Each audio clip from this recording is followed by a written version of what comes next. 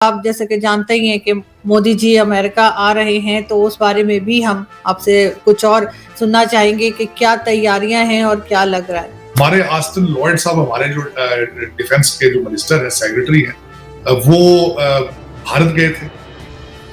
वहां पे उनकी मुलाकातें हुई अजीत डोवाल के साथ, जो उनके एनएसए, उनसे मीटिंग्स उनकी हुई। उसके बाद हमारे जो अमेरिका के एनएसए हैं, जैक सॉलिवन, वो आजकल भारत के दौरे में है, क्योंकि मोदी जी के ट्रिप की तैयारियां की जा रही हैं। उस तैयारियों में ये शामिल है कि 5 साल का डिफेंस एग्रीमेंट जो है वो साइन करने के बारे में सोचा जा रहा है, जिसके बारे में कि दोनों ममालिक एक दूसरे के मिलिट्री इंडस्ट्रियल कॉम्प्लेक्स से चीजें किस तरह खरीदें, आर्टिफिशियल इंटेलिजेंस के साथ किस तरह डील किया जाएगा, कंप्यूटर चिप्स के बारे में बात हो रही है एक दूसरे के साथ। तो इस तरह के एग्रीमेंट साइन होंगे। यहां पे मैं बता रहा हूं कि बहुत बड़ी बात यह है कि हमारी भारतीय एम्बेसी वाशिंगटन डीसी की तैयारियां कर रही है बहुत बड़े इस्तकबाल के लिए। कम्युनिटी है वो उनके साथ है, कम्युनिटी खुश है। और आज मैं आपको मजे की खबर बताता हूं कि 7,000 इंडियन लोगों को व्हाइट हाउस में इनवाइट किया जाएगा डिनर के, उस इवेंट के लिए। और हिस्ट्री के मुताबिक कहते हैं इतने लोग व्हाइट हाउस में तब आए थे जब पोप पाल आए थे, उसका रिकॉर्ड तोड़ा जाए। फिर उसके बाद लेफियट प्लाजा है, बिल्कुल एक बहुत बड़ा पार्क है जो व्हाइट हाउस के सामने, उसको यहाँ पे हमारी भारतीय कम्युनिटी ने कंप्लीटली बुक कर लिया है। उसके अंदर वो कल्चरल अपने प्रोग्राम करेंगे जितना अरसा मोदी जी यहाँ रहे। उसके अंदर वो अपने मुख्तलिफ किस्म, जो देखें वहां की स्टेटें हैं, कल्चर है, डांस है, म्यूजिक है, सारा कुछ बिल्कुल। लेकिन मैं समझता हूं कि ये एक भारतीय प्राइम मिनिस्टर का लैंडमार्क दौरा और इस्तकबाल होगा यहाँ पे।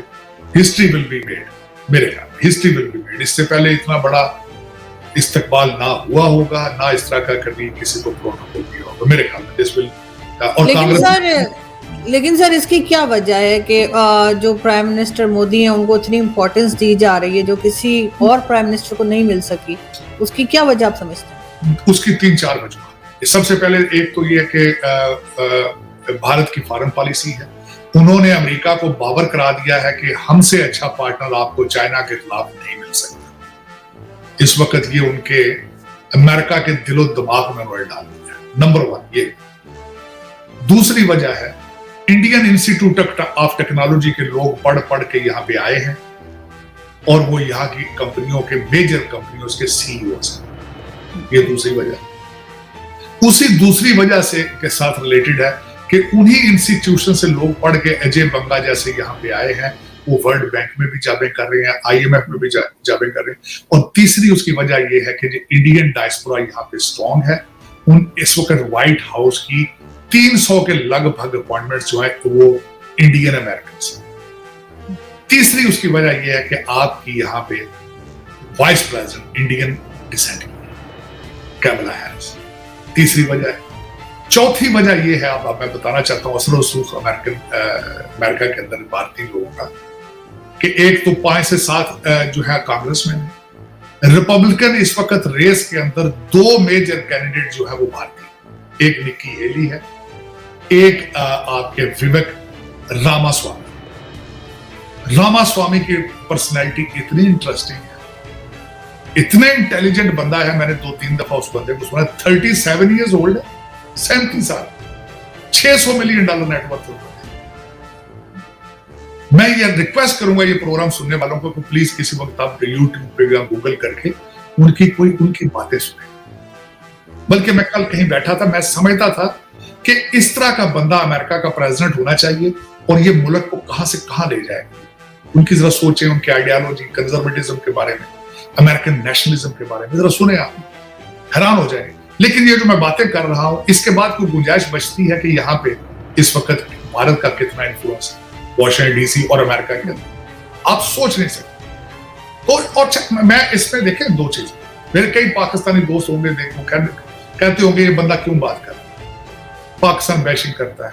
मैं ये नहीं करता। पाकिस्तान नफरत में आप कभी इतने आगे ना चले जाएं कि आप अच्छी चीज की तारीफ ना कर सकें। बिल्कुल। दूसरी मैं समझता हूं आरज़ू, एक बात ये होती है कि जो कोई लोग अच्छी चीजें कर रहे हो, आप वहां से सीखें।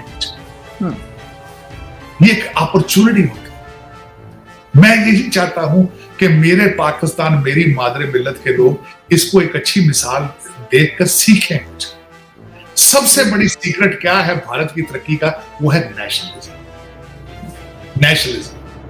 और पाकिस्तान में जितना उनके पास नेशनलिज्म मौजूद है, हमारे पास उतना ही कम है। हमारे ऑक्सफोर्ड के ग्रेजुएट जो है, हार्वर्ड के ग्रेजुएट जाके लूट रहे हैं, और वहां के वो इंडियन इंस्टीट्यूट ऑफ टेक्नोलॉजी से लोग पढ़ के पूरी दुनिया को जाके कब्जे में ले लिया। सिर्फ अमेरिका ही नहीं है, ऋषि सोनक को दे लें, यूके वाला। बिल्कुल।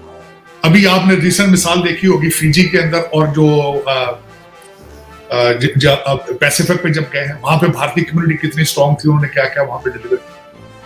मैंने आप ही के प्रोग्राम में शायद कहा था कि ऑस्ट्रेलिया के अंदर कितने एमपीज हैं जो भारतीय ने जाते, लेकिन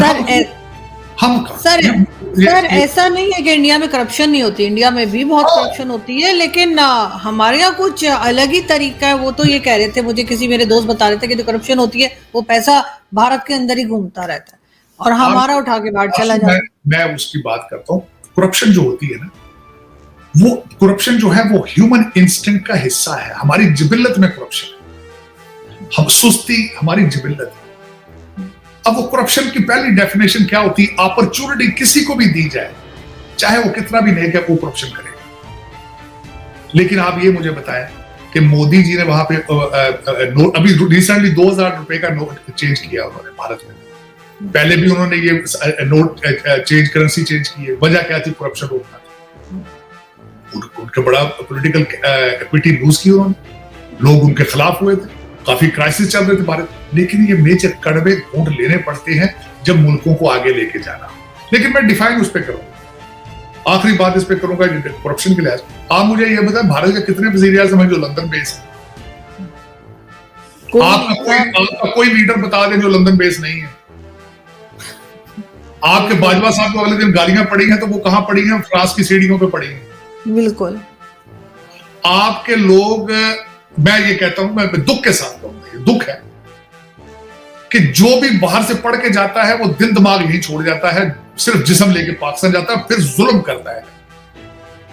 फिर उन लोगों को उनका खून चूस के डॉलर और पाउंड बना के बच्चों को बाहर लेता है। यही कमजोरी है। इनको मार गया है ये बाहर के ख्वाब, इनको लंदन मार गया है पाकिस्तान।